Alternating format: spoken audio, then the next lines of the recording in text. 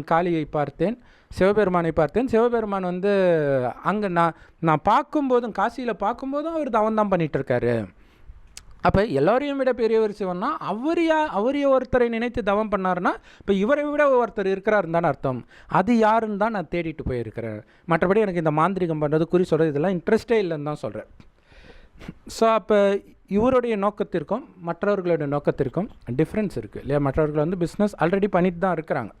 இவர் எனக்கு இதில் இன்ட்ரெஸ்டே இல்லைன்னு தான் சொல்கிறேன் இல்லையா. என்னை வந்து காலி பிடிச்சி வச்சு உட்கார வச்சுக்கிட்டு இருக்கிறேன். நான் என்னை விடு, நான் போயிடணும் தான் இருக்கேன். இப்போ கூட நான் இந்த ஃபீல்டை விட்டு வெளில போகணுன்னு தான் இருக்கிறேன் அப்படின்னு தான் சொல்கிறார்.